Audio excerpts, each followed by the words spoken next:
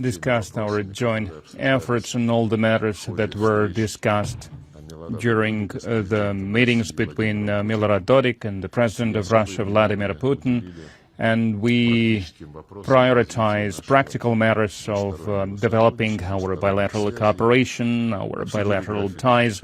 We discussed the schedule of upcoming contacts at the various levels between ministries and agencies.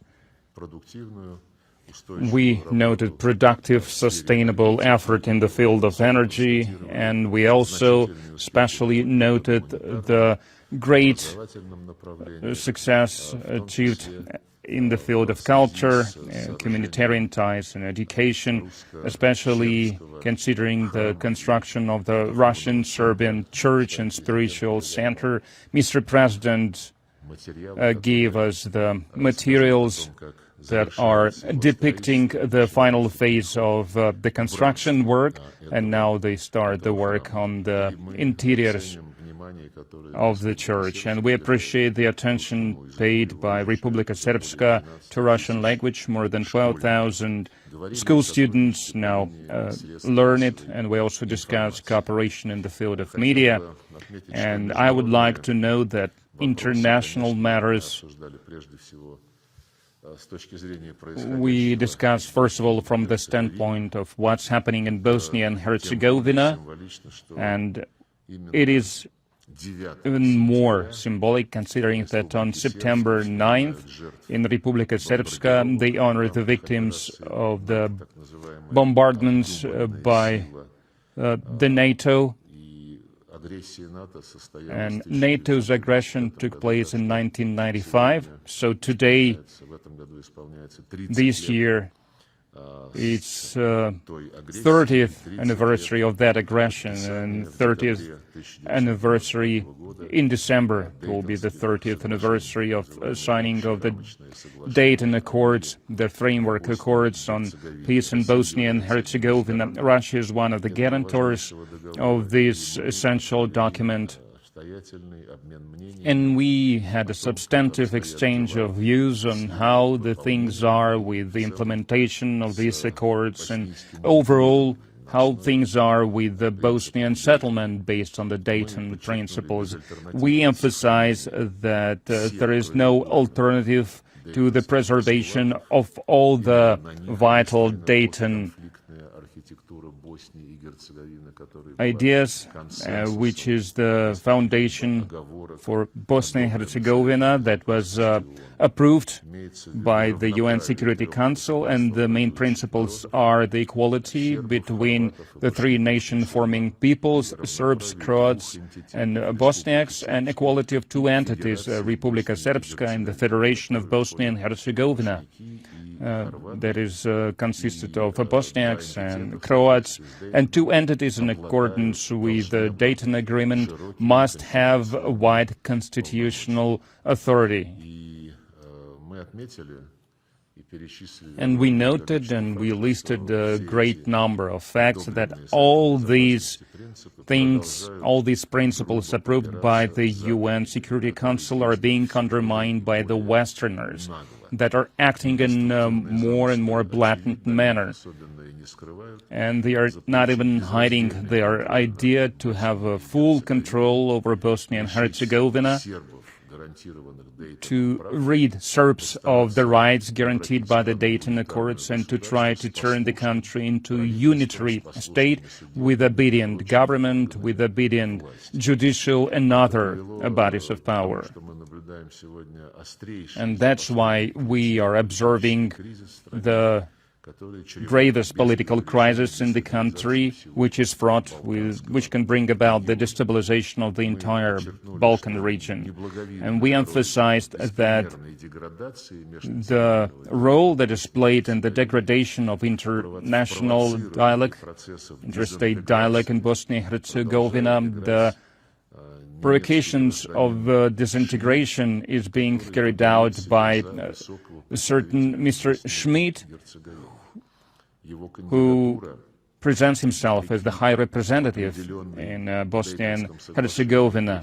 His candidacy, in violation of the Dayton Accords, was not approved by the UN Security Council. It was unlawfully imposed by the Westerners without any national consensus, and bypassing the UN Security Council. We say that no external interference must be done into domestic affairs, especially if we speak about judicial or electoral institutions in Bosnia and Herzegovina. And it is in this context that we resolutely condemned any attempts to use criminal persecution to try to get rid of the various political figures, including our friend, legitimately elected President of Republika Srpska, Milorad Dodik. And they are doing this under the excuse to try to charge President Dodik with a criminal offense, and the criminal offense, as Mr. Schmidt is putting it, is that Mr. Dodik is not fulfilling the orders and decisions by Mr. Schmidt. You can't really wrap your head around it.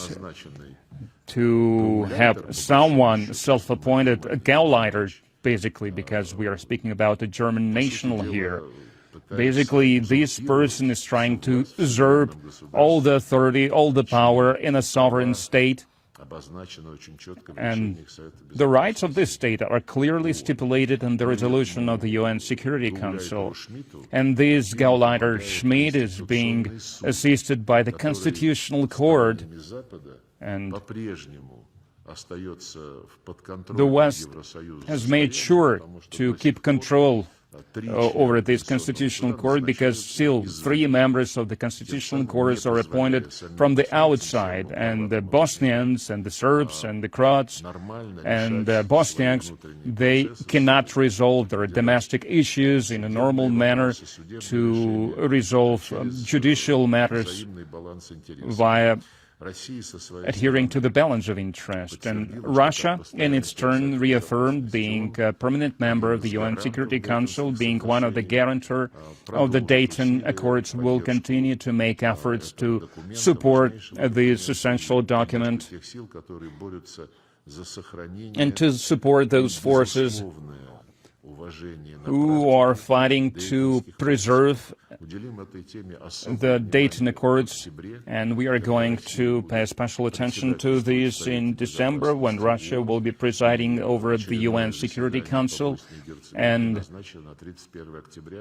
a session of this council is appointed for December 31st, and we are going to prepare for this session, because many of our counterparts will have to answer uncomfortable but legitimate questions. I believe the meeting that took place was done in good time. We agreed to continue our mutually beneficial dialogue with our friends from Republika Srpska. And I would like to thank Milorad Dodik for this meeting, and I would like to give him the floor. Thank you, Your Excellency, Minister, for this opportunity to meet with you again, to talk to you, and to reaffirm that our bilateral relations are stable. They are maintained at the highest possible level. Everything is going well, and Republika Srpska is grateful for the understanding of the situation on the implementation of the Dayton Accords during numerous meetings with you, with President Putin. You always show interest to what's happening in our country.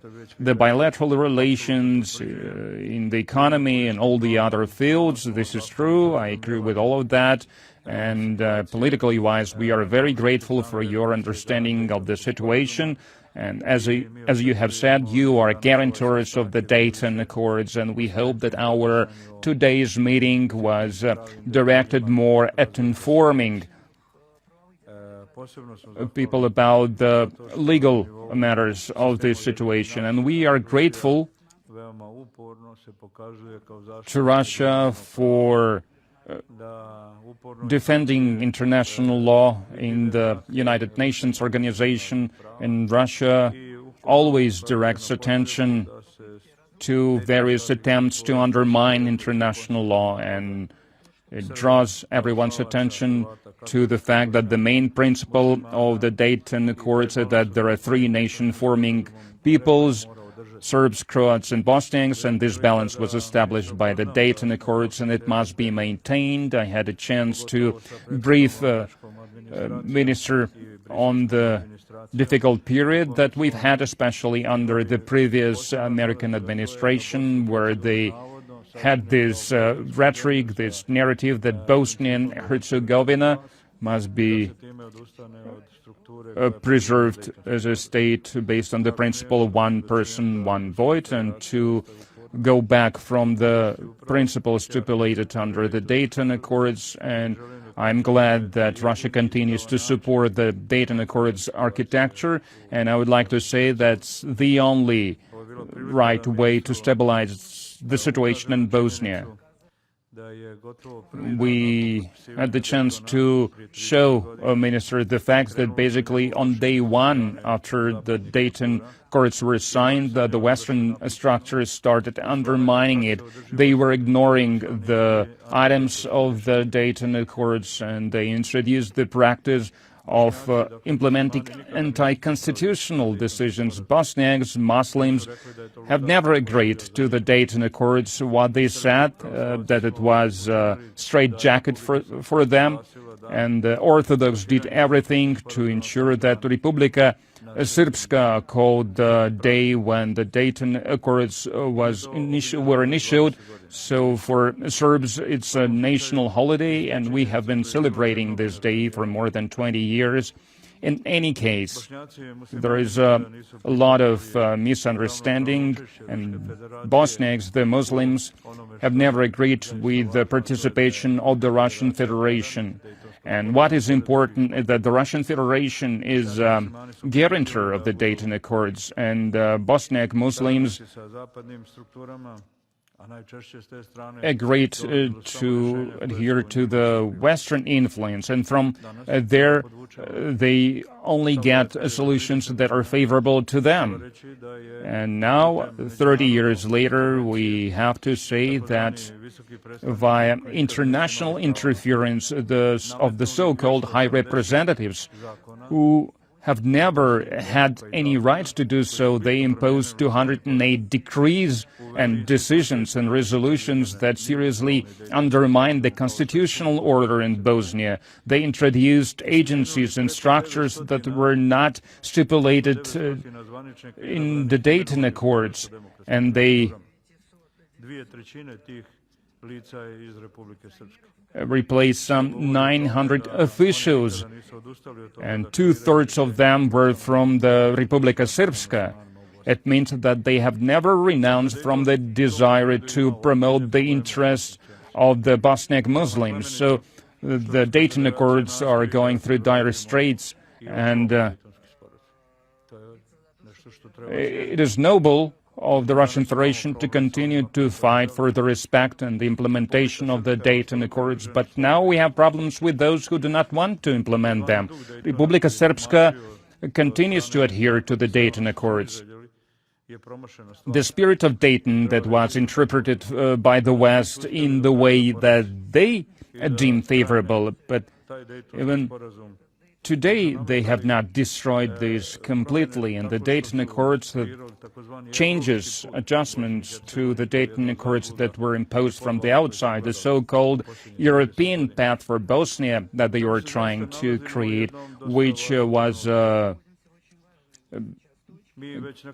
great mistake. We are at a crucial point currently, because we have this person,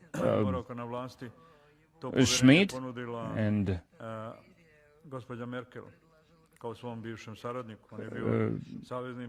Madam Merkel suggested him as a candidate who was a minister under her government.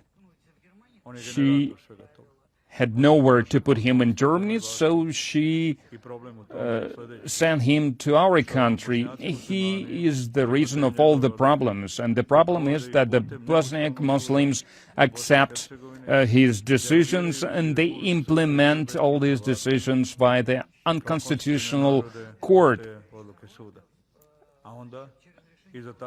And the rulings of this court are undermining the rights of the Croats and Serbs.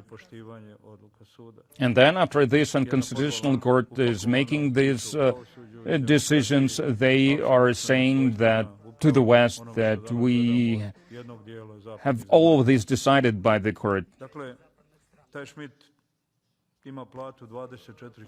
So this Schmidt is on a payroll of 24,000 euro per month, and in addition to that he receives bonuses, so his monthly payment is 41,000 euro, and he pays no taxes neither in Bosnia nor in Germany because he believes he is working in a flashpoint, in a conflict area. But, well, okay, it's up to those who are paying him this money. More than 30% is paid by the Americans. European Union and other countries are also contributing to this. But we need to see how we can go back to that Dayton Accords to preserve its principles, to maintain its principles, because this injustice to the Serbs, who have never threatened with any war, with any intervention. We have never had any plans of any violence, of getting a forceful succession from the country. Republika Srpska has already had its independence under the papers signed in Geneva and New York, and in the interpretation of the European Accords, we are an entity of the international law, but it means nothing for those who violate the Dayton Accords. Schmidt is in Bosnia and Herzegovina, has German bodyguards, not the UN police as it's supposed to be. If someone is appointed by the UN, he has no UN ID, he has a German ID, and he came to avenge Republika Srpska because he's a well-known investigator.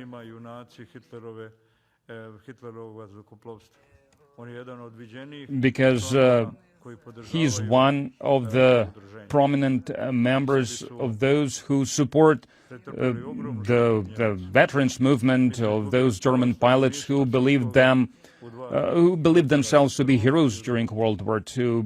But we suffered a lot from Germans. We lost half of our population during World War II. And Germany was an active part in making sure that former Yugoslavia collapsed. Then President recognized Croatia and Slovenia, which also acted as a reason to start the war. Serbs were called bad guys right away, and for 30 years in this schizophrenic situation that the Western authorities were imposing, this campaign continued. And Schmidt came to finish the job, as they say.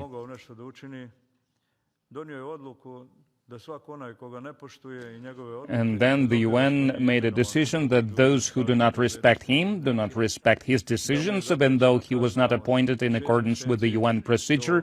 So those who do not listen to him, then the punishment would be 5 to 10 years in prison. And besides that, there were to be political punishment as well. First of all, for me, for the President of the Republic,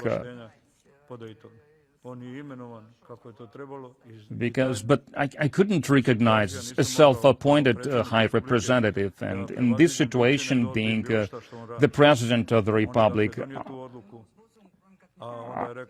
the only choice for me was not to recognize him, and then he says that I'm making all the decisions. What I say is law. And of course, the Bosniak Muslims accept the decisions that he is making, and all the judges that were part of this process, they were Bosniak Muslims, those judges that rule over my case. So today we have some unfinished acts and we have a lot of difficulties. And for me, this was an opportunity to ask Minister Lavrov to use the United Nations system to help us shut down this High Representative office. It was supposed to last a year, and he's still here 30 years later. And to ensure that this Schmidt, who has no authority and who brings Bosnia into turmoil, and he's putting the Dayton Accords into danger, and he can bring about the collapse of Bosnia and Herzegovina. So we want to resolve this issue and resolve the issue of foreigners working in the Constitutional Court. We have 3 judges from Germany, from Switzerland, and from Albania who work there, and 2 more Bosniak Muslims in the constitutional order, so they have a majority and they can change the constitutional order in Bosnia, but they blame everything on us in Republika Srpska. So we would love to go back to the Dayton principles as soon as possible. We hear about various initiatives from our friends across the world about bringing Bosnia and Herzegovina back to basic Dayton principles. We have nothing against Croats receiving their own entity in Bosnia and Herzegovina within the Federation of Bosnia and Herzegovina. And no one is asking us about this, but we are not willing to make any territorial concessions. And we believe this is the right position, and we ask our Russian friends to understand this. If there is a consensus on this matter, then there is no problem. And we will continue to cooperate, and we highly appreciate everything that the Russian Federation has been doing in trying to assess this difficult, complex situation that the Russian Federation is part of. And I would like to say that Republika Srpska and our elected offices stopped Bosnia and Herzegovina from imposing sanctions on the Russian Federation, even though Bosniak Muslims violate all our domestic principles.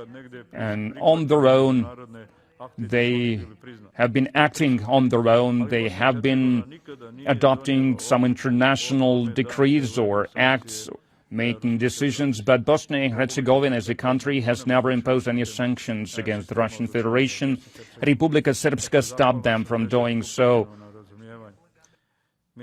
So I'm grateful to President Putin for the understanding. I'm grateful to the minister and his staff as well. I believe it is impressive how deeply they are aware of the entire situation and how much they want to stick to the peaceful resolution of the conflict. It means that they respect Republika Srpska, they respect 3 nation-forming peoples of Bosnia and Herzegovina that consists of 3 national-forming peoples and 2 entities. And what is acceptable for us is one thing, but we need to understand that we have to engage the other party that can be hypocritical a lot of times, and they are trying to resolve the current political conflict in Bosnia to calm things down for a while, but in fact they are trying to undermine, to destroy the Dayton Accords. And I think that we in Republika Srpska are in a very delicate situation, but we will hold a referendum because we are basically occupied, because we have a foreigner who's making all the decisions.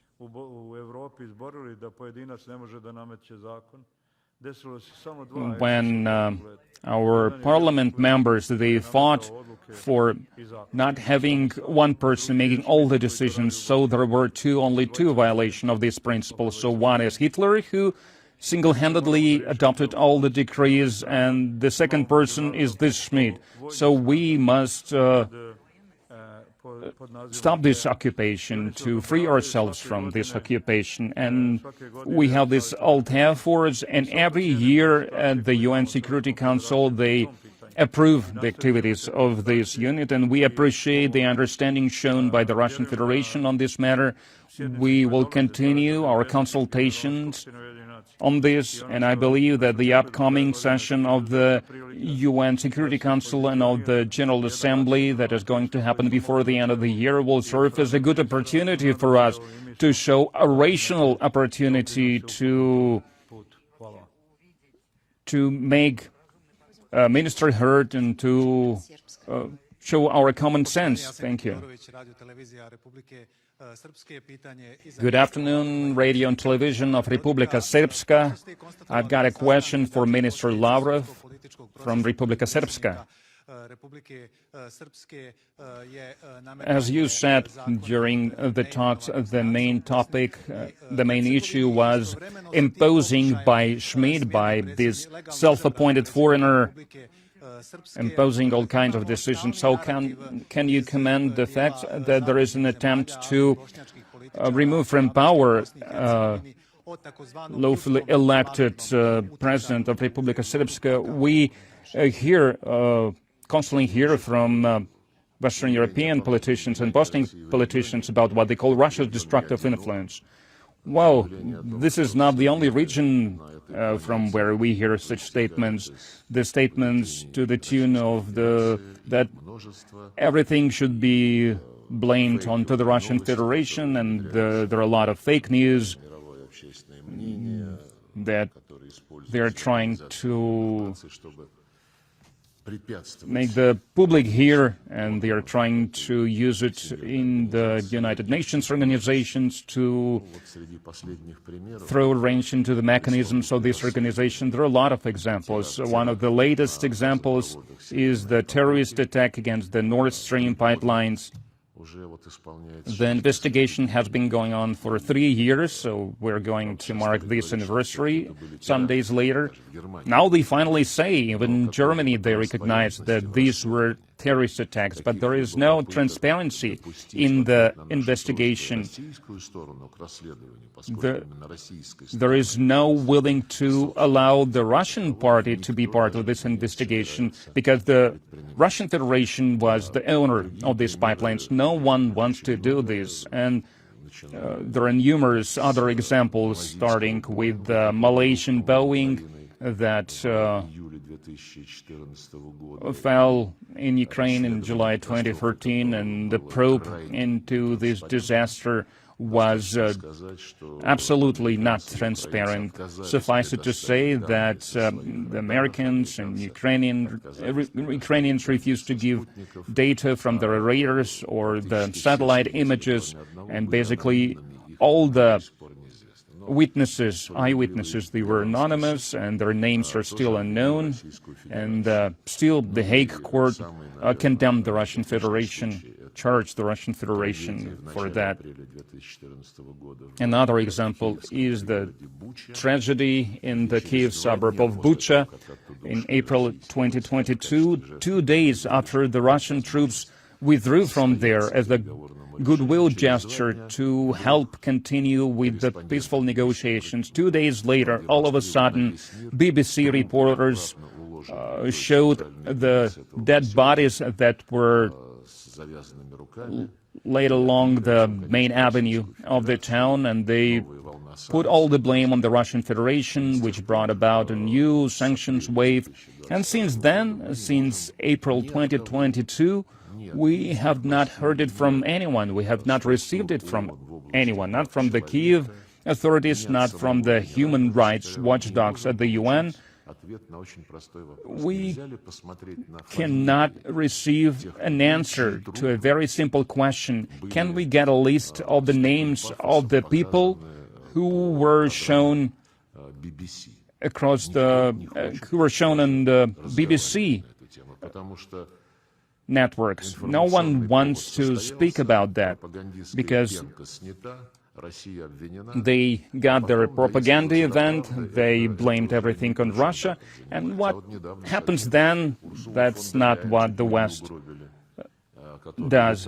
And recently, Ursula von der Leyen was almost killed, who was on the plane traveling across various countries, trying to pit these countries against the Russian Federation. And all of a sudden, she said that Russia turned their GPS devices off and the plane almost crashed. And then a EU representative disavowed this nonsense, but they launched it into the public space, into the information space. As for Republika Srpska, yes, of course, I'm aware, and we spoke about this in detail, this self-appointed Schmidt that was not appointed by the Security Council. And any person who calls themselves a high representative but was not appointed by the Security Council is not someone who has any authority in the country. So this self-appointed person is making a decision that everyone who does not agree with his decrees, with his ruling on any matter, so all of those who do not agree with him are criminally liable.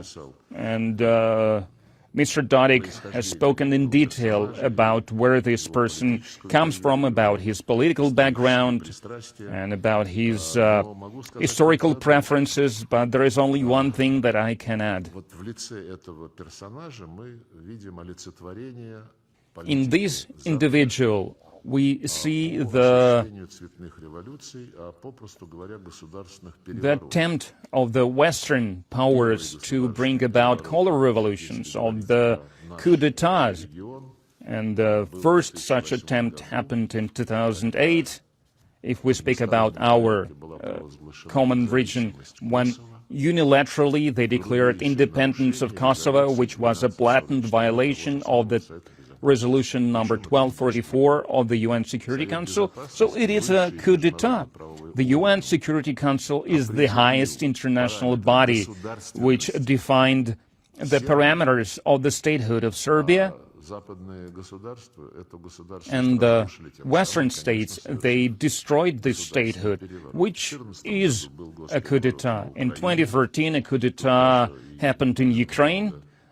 I don't think I need to remind you of this, because everyone keeps hearing about this. When a legitimate president was overthrown, President Putin just remembered this during his addresses at various forums. So the elected president was overthrown because he did not want to join NATO, he did not want to join the EU, because it would have made the trade relations with Russia worse. It would have deteriorated the relations between us, so he was looking for a balance, but the West is not looking for any balance. They only care about their interests. After that coup d'etat, we can see that a genuine coup d'etat is taking place in Bosnia and Herzegovina, where the state system, state structure that was approved by the UN Security Council is being destroyed by a self-appointed individual who has no authority other than the West, who is pushing him for violating everything that has been done before him. And in all these three cases, we are speaking about undermining the rights of the Slavic people, of the Orthodox people, which also speaks for the nature of the current policies that are being pursued by the Brussels, by Paris, by Berlin. I'm not speaking about the UN, speaking about other organizations who helps Brussels to dictate how to pursue Russophobic, anti-Slavic, anti-Orthodox policies. I would like to add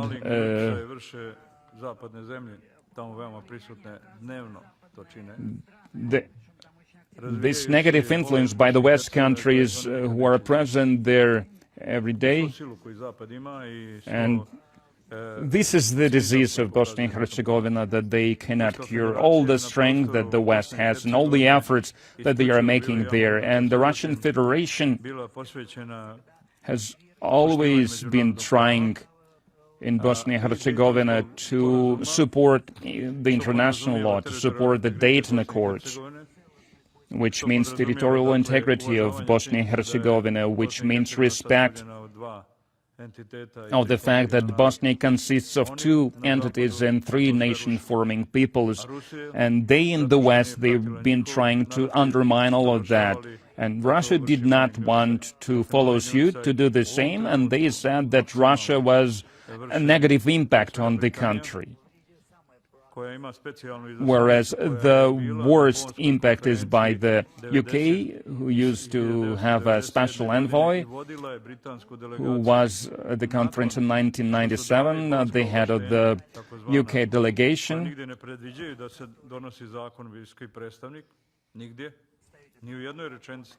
And this representative is not supposed to adopt any laws. It doesn't. There is nowhere that it says. It's not in accordance with Dayton.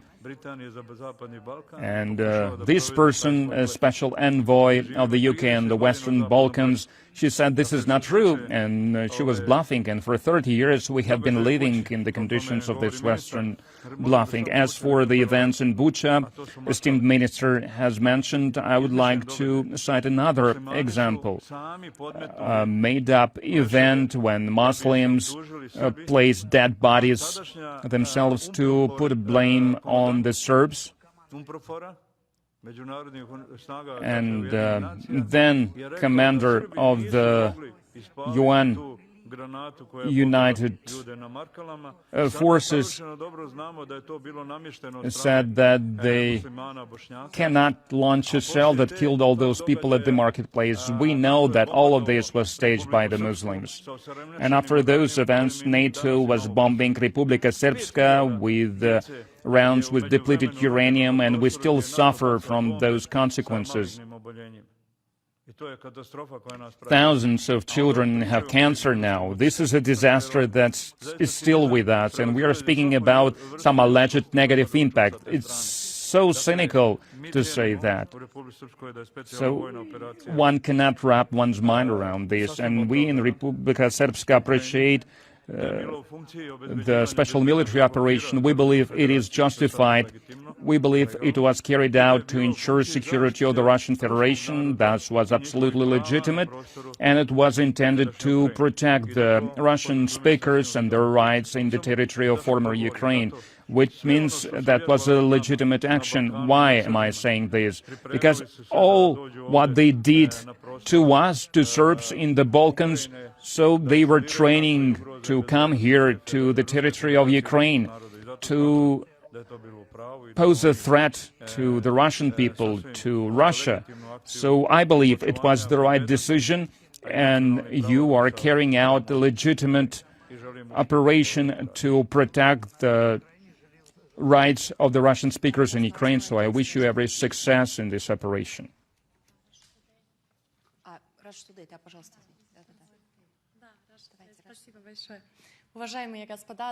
Thank you very much, Your Excellencies. Good afternoon. I've got a question for you, Minister Lavrov, if I may. What message does Moscow have for the political players in Republika Srpska in this difficult situation? Thank you. Well, you know, as for the messages, I should direct them not only to the political players in Republika Srpska, but also to those who are involved with politics in another entity, to other two nation-forming peoples, to Bosniaks, to Muslim Bosniaks, and to Croats, because they are also responsible for how their political leadership implements the resolutions of the UN Security Council on the Dayton Accords.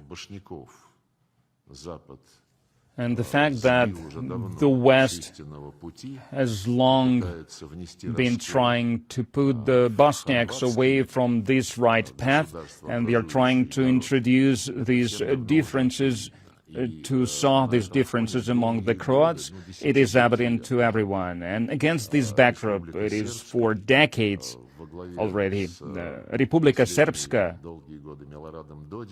under Milorad Dodik and his team, Republika Srpska has been consistently supporting the Dayton Accords and was trying to direct attention to the blatant violations by the West, by its envoys in Bosnia and Herzegovina, blatant violation of all the principles that were approved by the UN Security Council. All the members of the UN Security Council must implement its decisions.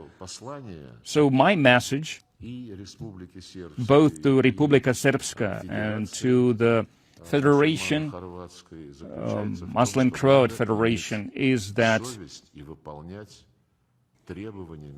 you must implement the requirements, the demands of the international community that underlies the statehood of the state that is based on the three nation-forming peoples, and violating the consensus that is foundational for Bosnia and Herzegovina is basically a crime, because it serves as an invitation to start yet another war in the Balkans. It is an attempt to destabilize the situation, to provoke a conflict. And after that, I have no doubt about that, and they do not even hide that, they will use this conflict to suppress, using armed forces, using the military force, to suppress the Serbs, to suppress the rights of the Serbs, as it's happening now in Kosovo. So my message is,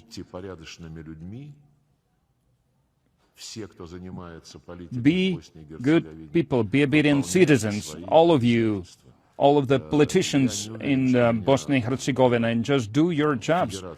Do what is demanded from you, what is required from you. I'm not sure if people will hear me or listen to me, especially if we speak about the authorities in Sarajevo and other European capitals that are manipulating the authorities in Sarajevo. But this is our position, and I am convinced that we need to fight for the truth, for justice, because the truth is with us, is on our side, and we need to protect it. And I've got a question for you, Mr. Dodik. What kind of support do you expect from Russia? You've been talking about shutting down the office of the High Representative, and you said that Republika Srpska went through a difficult period during the Biden's administration. How can you comment the reaction, restrained reaction from the current U.S. administration? What do you expect from the Trump administration? One more time, I would like to thank esteemed minister for his message, but I would like to say that Western peoples and Bosniak Muslims, they say that the Russian Federation is stirring the conflict there, but the only party that is stirring the conflict are the country that I've mentioned before, which is the UK, the Germany administration in Brussels, and also the former Clinton's administration, Obama administration, and Biden administration. They did everything to destroy the Dayton Accords, and in this sense, they want to create a certain hybrid to stay involved at all times. That's why I'm saying that we are occupied. This is illegal. They use the Dayton Accords to occupy us, to invade us. So this is the struggle for our freedom. And we are using political means in this struggle for freedom. And we hope that the Russian Federation, as the country that understands this whole situation, will continue doing what it's doing now, being a global power. to ensure that at the forums where decisions are made, people understood the situation better, and we are happy with how it's done. As for the current situation, we hear the Trump statements. He says that America is not going to be involved with these failed attempts to build a state. And if there is an attempt of a failed state, it's Bosnia. And if there is any example of a hybrid state, it's Bosnia. And we were glad to hear Trump saying this, and we hope that this position would be consistent and would be implemented. But you're asking me if the things are going slow? We can see that he reaffirms his stance in this regard, and he keeps saying that America has no desire to interfere with the domestic affairs, but there is a lot of people from the Biden administration that still remain in various bodies and various agencies in the U.S., and they continue to carry out the previous program in regards of Bosnia. Trump said another thing. The Biden's administration was the worst in the history of the U.S., and all the decisions they made were bad.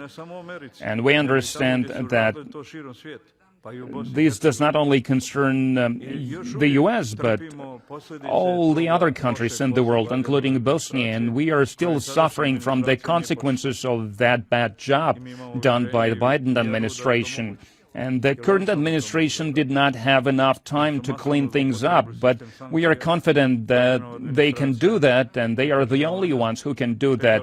Biden administration abused the systems, the sanction system, the punishment. They were introducing microprocesses within Bosnia. Their previous ambassador, for example, went to all the banks in Bosnia, and he told them, if you work with the authorities of Republika Srpska, the U.S. would shut down SWIFT system for you. Then the bank would be shut down. And when banks asked for putting it in writing, he did not do anything. But they refused to work with the authorities of Republika Srpska, and they wanted to bring about the financial collapse. But they failed because our economic growth is 3%. Our GDP was growing, and Republika Srpska receives investment, which have grown by some 20%. And it is happening because we have friends like the Russian Federation, because we can make independent decisions. And if the current American administration will continue implementing the same thing, then yes, we will be disappointed in the system. 2 days before the inauguration, and I received the invitation for the inauguration back then, during his first term, then Obama administration introduced sanctions against me to stop me from traveling to the inauguration. And the Biden administration expanded those sanctions. Now they cover 50 individuals from Republika Srpska. They are saying that we are some kind of hardened criminals and offenders, and God knows who. But in any case, we believe that there are good intentions on behalf of Trump and the people around him. But we are disappointed with certain facts that there are still some deep state representatives in his surrounding. We hope that all these matters will be resolved. In any case, I'm grateful for the question that you have raised. We are grateful for the full understanding that the Russian Federation is showing, and that's what the Russian Federation must do, because it is a guarantor of the Dayton Accords, along with the UK and the US, and Germany and France. So they are guarantors of the Dayton Accords. Good afternoon. I'm from Republika Srpska. Minister Lavrov, Mr. Dodik, can we say today that there is a redivision of spheres of influence taking place in the world, and how could this reflect on the Balkans?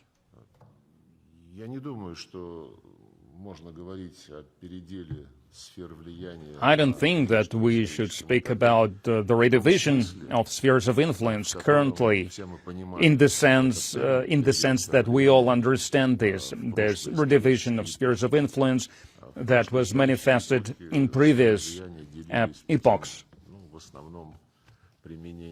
Because previously, usually it was done via the military means, and the countries who were redividing the world, they usually had some serious problems, economic issues, because they were leaders of the world in terms of economic growth.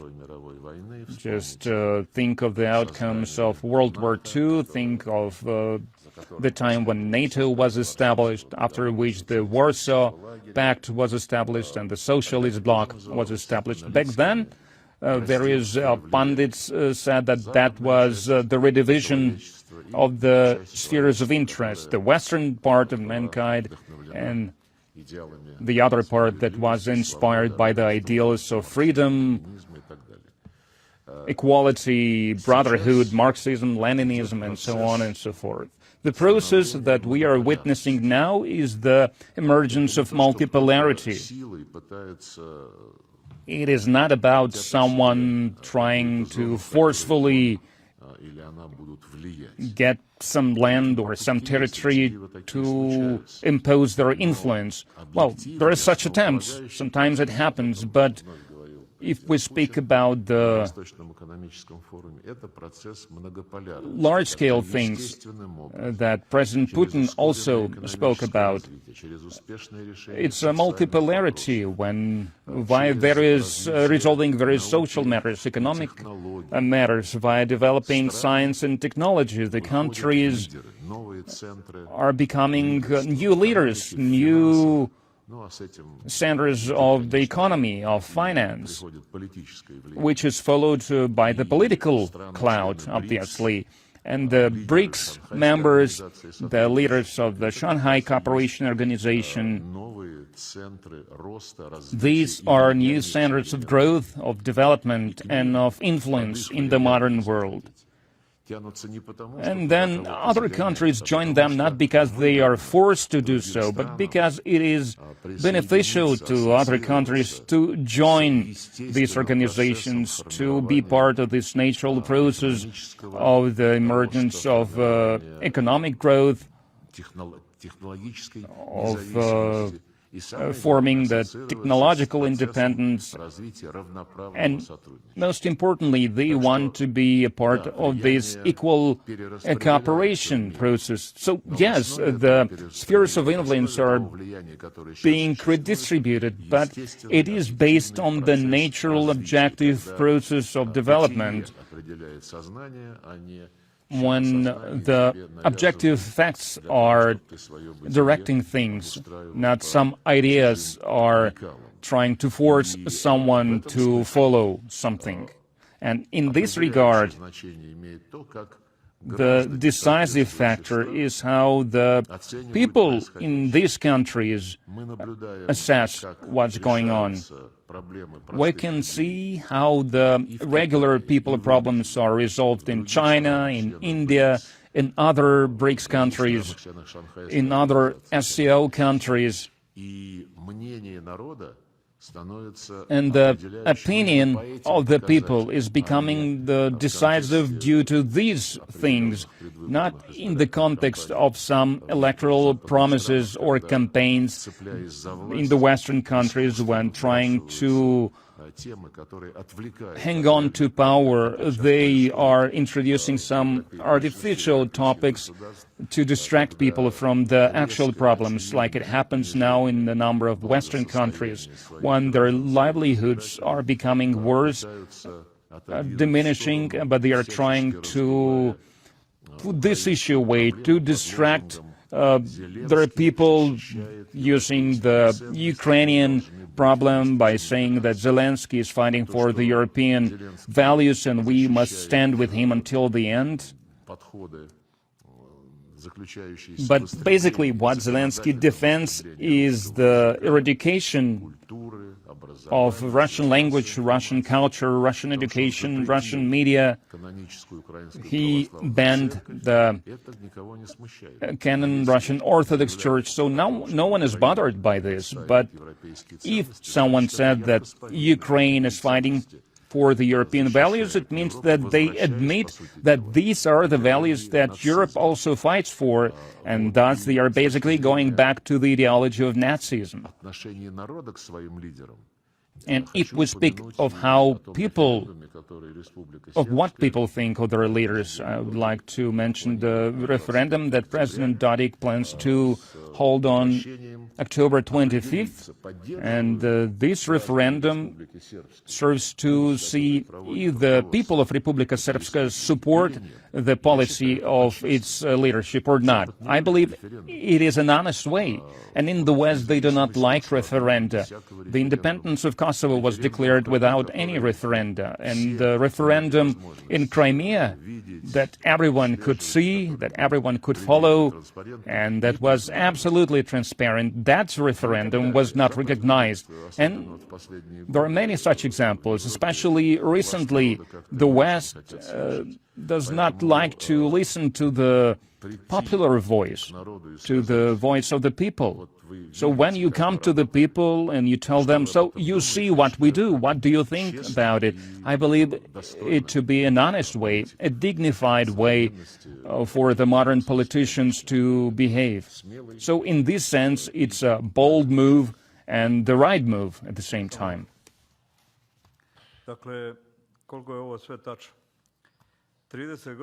So these are the right things. For 30 years, the European Union keeps telling us, so make up your mind, do you want to join the EU or not?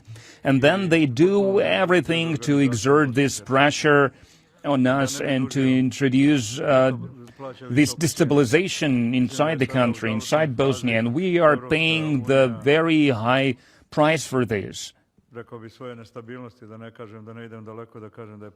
And we believe that the European Union has already failed as a union, but in any case, I'm glad that the Russian Federation under President Putin and under his team has finally come back to the global stage. And maybe 10 or 20 years ago, someone said that Russia may be a regional force. Now everyone knows it's more than a regional force. And these talks that are held with the United States, with President Trump, it shows that Europe has failed. They have nothing. They stood for some values like freedom of movement, and these values have also failed because you have barbed wire at the borders, and Europe is divided by the Merkel's migrant policies that brought in a lot of people of different culture. So Europe has no resources, has no minerals. That's why they support Zelensky. They hope that Zelensky will give them Russian resources. Europe has no leader. Those leaders who are there now, they cannot govern their own country. Macron has the record low level of support from his people at 14 or 15%. And when I see the information from Germany, the polls from Germany, the current Chancellor Merz, who supports Ukraine, his level of support is even lower than that of his predecessor when he was at the end of his term. So I believe that the multipolarity must be understood exactly in the way esteemed minister has just said. So it is not imposed, it does not set any barriers, it does not divide, but it introduces the balance internationally, and smaller countries will adjust to that and will make our free decision. What do we need from all of that? Not being forced by bigger countries how to do everything. Thank you very much.